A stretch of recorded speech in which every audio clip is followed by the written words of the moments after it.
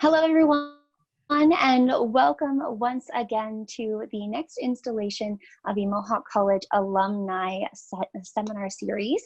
We are so looking forward to this webinar series and using it as a tool to help you prepare for life after Mohawk. I'm Kat Clark. I'm a graduate of the Broadcast Television program at Mohawk College from 2010, and it's hard to believe I've been out experiencing life after Mohawk for about 10 years now. As we prepare for life after Mohawk these days, it's going to look a lot different given our current global situation. And we've got two wonderful people here today to help you as you prepare for interviews and the ever-changing landscape that looks like moving forward in 2020. So first, we'd like to talk a little bit about the Career Ready webinar series. Today is all about interview intelligence. These will take place every Tuesday at 12:30 p.m. until June 23rd. And the Career Ready webinar series hopes to help you guys prepare for life after Mohawk, as we mentioned. With us today, we have Julie Farnand, a co-op specialist, and Hussam Aldeeb, an international student career advisor at Mohawk College. Welcome to both of you. Thank you for having us. We are so excited that you guys have taken the time today out of your busy schedules to be with us and to help our students. Let's jump right in because we have a lot to cover about interview skills. So let's start at the very beginning. After you get the call that you got an interview, how do you prepare for an interview, whether it's in person or online? Julie, perhaps we'll start with you. Sure, thanks, Kat. So what I always tell my students in my co-op prep class, I think the most important thing is to review the job description. And I think to get into that mindset of looking at the job description and really thinking about what the job is, almost like get into that role. So I oversee in my portfolio chemical engineering students. So I say to them, if you're going to be working in a lab, what does that look like exactly? So jump into that role and read the job description and sort of get familiar with it. And that will help you, I think, a lot in preparing for the interview. As well as, I think it's really important to review your resume because I think sometimes we forget the skill set that we have that are transferable from other jobs that we've had that we can talk about in our interview that will help make us a better candidate or an ideal candidate for the employer. As well as, I always tell my students too, to get in the mind of a manager. So when you're reviewing the job description as well as your own resume, what types of questions would you ask if you were the manager? And I think sometimes that gets them into the right frame of mind. And then what I say to my students is write down these questions and then write down point form answers. It's almost like making a little bit of a cheat sheet. And I think that gives them a little bit more insight into what questions they might be asked. Again, we can't always forget to practice, practice, practice, right? I think it's really important that if you are possibly doing a Zoom or an MS meeting type of interview to get on, make sure your equipment is working and practice the Zoom etiquette because it is a little bit different than just doing face-to-face, which some of us are probably a little bit more used to. I think another thing that a lot of my co-op employers tend to tell me is that the students tend to miss out on knowing a lot about the company, or maybe they get so nervous that they forget. So knowing about 3 to 5 facts about the company to bring that into your interview and to be able to have a discussion about it is really important. And then the last thing that I usually tell them to help them prepare for an interview is to have 2 great questions. So when it's your turn at the end of the interview to ask questions of the employer, because again, interviewing is a two-way street, as we know, what questions do you want to ask the employer? And I try and steer students away from typical questions like, what does a typical day in this job look like? What we want you to do is try and find some thought-provoking questions. So review the website and maybe, the company mentions in their social media that they're in year 3 of 5 of their strategic plan. So ask them how it's going. What struggles are they having? How are they overcoming these struggles that they're having? So you show a little bit more about yourself and your interest and your passion for this interview and why you want the job and to work for this company. Wonderful summary. Sam, anything to add to that? Yeah, no, I fully agree with everything Julie just mentioned. I think those 3 topics or 3 strategies, which is basically reviewing your resume, really understanding your experience in your education, researching the employer to find out a little bit about them, and obviously studying the job posting. The job posting is one of the more important ways to practice or to sort of prepare for this interview. What I used to do, I would get a highlighter, print out the job posting, and I would get a highlighter and highlight every qualification and every requirement that they're asking for. And then look through my resume and just kind of take some time to think about experiences that I've had, courses that I've taken that sort of accommodate that specific requirement that they're asking for, and write down something that explains how you fit the bill for that specific qualification. Now, this sounds time consuming, but it's really important because a lot of times you might have experience, you might have some sort of technical skills for that specific requirement, but it's not on your mind. So you got to refresh your memory with everything that you know. I think that's really, really important. And just to add to what Julie was saying about the questions to ask at the end of the interview, that's super important. I think if you end the interview with, I don't have anything to ask, I think it might not look as professional as you might think. So one of the questions that I always share with students to sort of build on is looking back at employees who've had this position before, what separated the good from the great, right? So I think that question, the objective of that question is to basically tell the employer, look, I want to come in here and do a really good job. I don't just want a job, I want to excel. So I want to know how you evaluate job performance, right? So what separated the really good employees from the excellent employees? And I think that's going to hopefully paint you in a positive light at the end of the interview. I love that. Very good tip. And speaking of questions, if you do have questions throughout this webinar series, be sure to use the chat function and we'll get to as many of your questions as we can. And you can either let us know if it's just an open question or if you'd like to direct it to Julie or Hassam specifically. Moving on, we'll start with Hassam this time. How should you dress for an interview? Yes, so that's a tricky question because a lot of times, students and just job seekers in general struggle with what to wear when going to an interview. My feeling about it is there's no such thing as overdressing, I think, depending on the industry, obviously.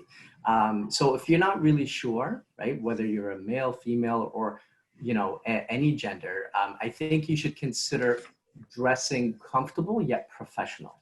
I think those are the two key things. You can't dress formal and be super uncomfortable, and then in the interview, it kind of shows, right? So comfort and professionalism.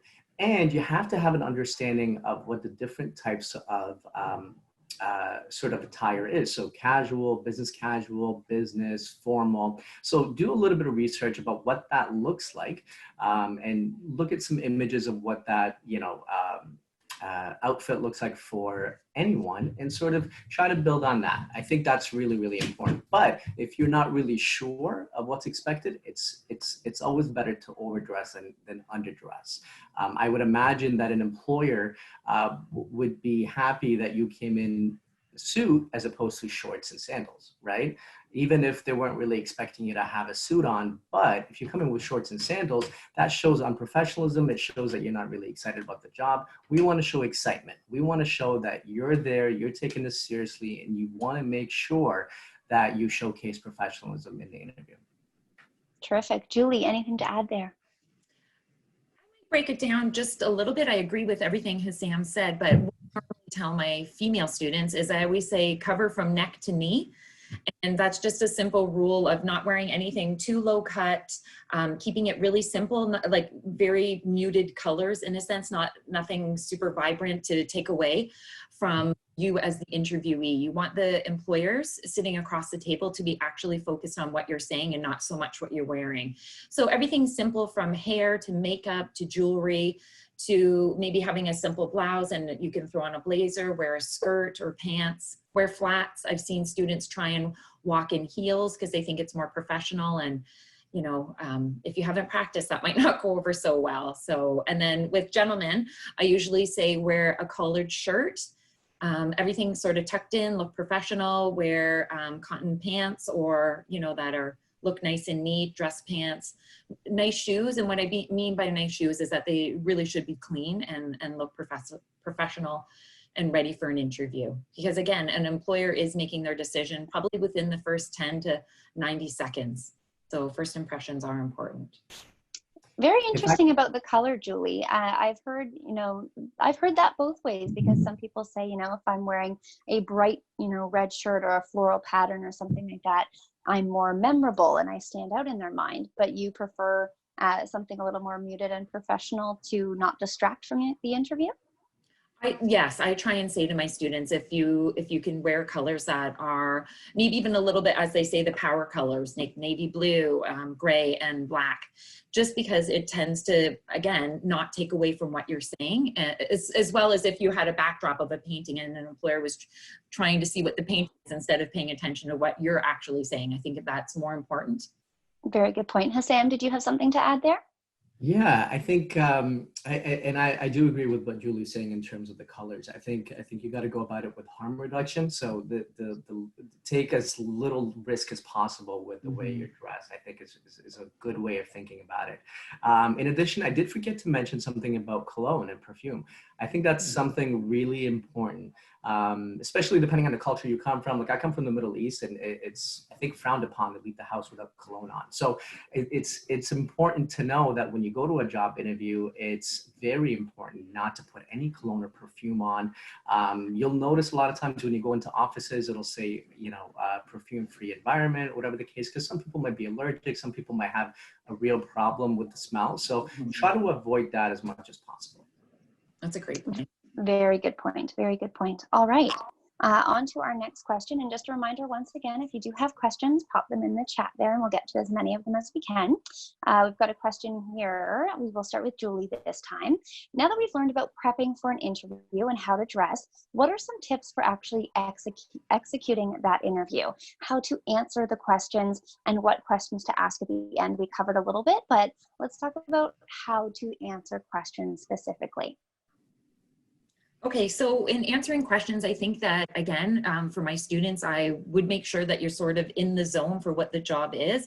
So what I always say to my students is, if this is a job posting, and as Hussam pointed out, and you've highlighted the skills and qualifications the employer is looking for, you want to make sure that whatever's on this list from the job description, you're saying in your interview. So if they were talking about they're looking someone who has, is a team player and has leadership and excellent communication, you want to make sure throughout your questions that you are always coming back to the job posting. So that's really tailoring your interview answers to the job description, which I think is really important, as well as, if you can, is share some experiences and some examples of you showcasing these skills. So it's one thing to say, I have excellent communication, but if you can actually use an example to reference how you showed excellent communication at your work, I think is really important. So really focus on the question, answer the question, have great eye contact, especially because if we're using Zoom, you want to make sure that you're engaged, so you can lean forward,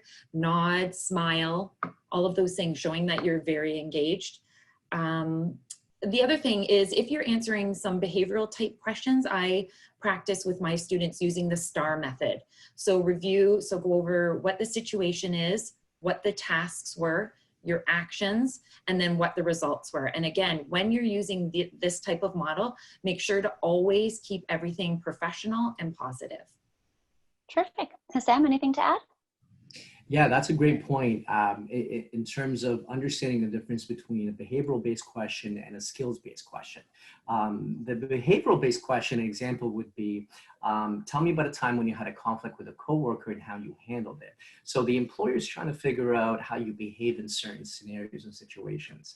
Now, given that we all have different personalities and different ways of speaking, one individual could speak for 5 minutes and not really get anywhere, and another individual might talk for 10 seconds and not get anywhere. So the structure that Julie shared with you, the STAR method, will structure your answer in a way where you're hitting every point that needs to be hit. And I think that's really important to practice at home with behavioral-based questions. In terms of the interviewing process itself and tips for executing well in an interview, again, you have to look at the job posting, use the keywords like Julie mentioned in terms of what kind of language are they using, and try to use the same language in your answers as well. So, but Julie hit it right on the head with that, yeah. Excellent. Now, with the situation that we are currently in, maybe we should talk a little bit more specifically about virtual interviews. How can we make sure that they're successful? What should be in the background? Do we like virtual backgrounds, online etiquette that would be different than in person, and just some things to keep in mind. So Hassan, maybe we'll come to you for that one first. Yeah, so the online interviewing, whether you're using Zoom, Skype, whatever the employer is using, it's becoming an art almost in terms of how you should go about doing it. I think you should be prepared, obviously, to do well in the interview through conversation, but also on a technical page as well. So you have to make sure that everything's quiet at home. So if you have any pets, if you have any kids, to make sure that they're not present during the interview. Lighting is really, really important. So make sure wherever it is that you're planning on doing the interview, make sure there's good lighting where they can see you. There isn't a lot of shadows. In terms of background, as you can see, mine, Julie's, and Kat's, I mean, we all have specific backgrounds where it's not too distracting. It's, it's sort of not getting the attention off of what you're saying, right? So that's really important. You can certainly use a virtual background as long as it's professional and it works well. That's fantastic. So in terms of the online etiquette, I think sitting properly will always go a long way, whether it's in person or in front of the computer. So make sure you're sitting properly and make sure obviously that you're dressed, professionally, at least from waist up. I think that's really important. So, but in terms of taking the strategies from an in-person interview, you can just kind of transfer that to the online. It's going to be the same. Just make sure you're looking at the camera, make sure that you are sitting up straight and really addressing everything that they're talking about without any distractions. Terrific. Julie, anything we've missed? Yeah, Hassan covered most of it. The only other piece that I might want to talk about is the technology piece of it. And just making sure that you're testing your equipment, the volume is up, that you have a good angle on your camera, right? That you're not capturing things that you don't want to show, especially maybe if you're in your bedroom or something like that. So if that's the one quiet area. So making sure that you're testing the equipment, that it works, and that you don't feel anxious. That's one more element or one more layer to your interview that can cause you some anxiety. So making sure that you're practicing the different modes. So it could be MS Teams, it could be Zoom, it could be Skype. So we've attached, Assam and I have created some resources that they'll be sending out or that are available after this session so that you can utilize them to help you in future interviews. Terrific. And the other thing too, Julie, that you mentioned about technology is obviously your internet connection as well. We want to make sure we're not glitching and stalling and having to apologize for a poor connection while you're speaking with a potential interviewer. And the other thing too is making sure that you have the latest platform available. So if Zoom has done an update, make sure you've done your update beforehand. Or if you haven't used Zoom before and you need to log on to a meeting, make sure that you've downloaded the program ahead of time, because I know some people wait until the last minute and don't realize that it needs a previous download, and they just click the link hoping it'll work. So hopping on seminars like this is a great way to practice and to start just getting used to and comfortable with these platforms. Terrific, guys. Thank you. I've got another question here. So once the interview is finished, what is the etiquette around sending a thank you note or a follow-up? Julie, we'll start with you on this one. This is a great question. I love this question because I think this etiquette piece is very important. So the rule of thumb is that you usually send a thank you email, because snail mail will take too long, hence the name snail mail. But sending email, I think, is the most important. And if you can send it within 24 hours. So I usually tell my students to send it right after your interview while everything is fresh in your head. So if you can, it's really important to send individualized thank you notes to all of your interviewers. So if you could possibly get their emails either before, maybe the employer has sent out an email to you and let you know who's going to be interviewing you. If you can maybe email the employer ahead of time to see who will be interviewing you and their contact information. So you have this to send them the thank you. So again, send it within 24 hours and you're sending them individualized thank yous. And in this thank you, I would thank them obviously for their time for interviewing you. Tell them that you enjoyed meeting them all. and what you learned from the interview, and maybe why this is confirmed that you want to work for their company. And then again, what is your value added? What do you bring to the company? I would try and summarize it in 3 points for them, just as a quick review for them of why you feel you are the best candidate. Then I would sign off professionally and send it. And maybe even send like a read receipt just to make sure that they received it and they've read it. Terrific. Sam. Yeah, no, I think Julie hit all the points. In terms of adding to that email, it's also your opportunity to maybe clarify something that you said in an interview, or maybe they said. It just gives you an opportunity to sort of, continue that conversation just for one more email. Again, if you said something that you want to clarify, or there was some sort of conversation about something that you didn't know about, maybe you can clarify about your knowledge about that topic in the email as well. But again, make it as simple as possible. Just like Julie said, 3 points about why you think you're a good candidate for for the position, and it's a thank you email at the end of the day. So just make sure that it's straightforward. Yeah. Awesome. Just a reminder, if you do have any questions, pop them in the chat. We're going to get to Q&A time shortly after our last question here. So be sure to use that chat feature to get in any of your questions. Hassan, we'll come back to you. What final advice would you give to someone walking into an interview or logging on to an interview tomorrow? Yeah, I mean, I'll start by saying that from a personal sort of, from the personal experiences that I've had in interviewing, I think the challenge that I had when I graduated university was the confidence piece. I think I really lacked the confidence to walk in that room and really kind of own it and make sure that they see me for who I am as the professional, as the person who just graduated from that specific program. And what I learned later was that no employer will ever call you if they don't think you're a good candidate, right? So the fact that you're getting a call for an interview should immediately boost your confidence, right? No employer is going to waste their time. So they already saw your resume, they saw your qualifications, and now they just want to confirm exactly what's on the resume and really get to know you a little bit to see how you would if you would be a good fit on the team. So I think that thinking about it that way and in a positive way is going to boost your confidence a little bit. Also, preparation will boost your confidence, so much, because if you go in the interview, and I've done it in the past when I was really, really young, where I just walk in an interview and be like, oh, I got this, I'll handle it. You go in there and you realize, no, I did not have a good grasp of what was happening here. But when I prepared for a lot of the interviews, I just felt more confident. I felt like, well, I've done everything I could to prepare for this interview. So now it's, it's now up to the employer to see how I can fit this position. So I think that's my advice to you, is really focus on the positive and what you can bring to the employer, as opposed to what you can't, especially as a recent graduate. Terrific. Julie, any final thoughts? Well, Sam covered a lot, and what you said, Sam, was awesome. I think what I would say is, again, with the preparation piece, is just really read over the position description. I don't think I can stress that enough, and how important that is to really understand what the job is, to make sure that you're answering the questions tailored to the interviewee's questions. So you want to make sure that you're on par with that. And again, grabbing those skills and qualifications of what the employer is actually looking for. Being on time, especially if you are on a Zoom or on a virtual interview, being on time is still just as important. So be even like 10 minutes early. Again, make sure that all your equipment works. Be really engaged in the interview.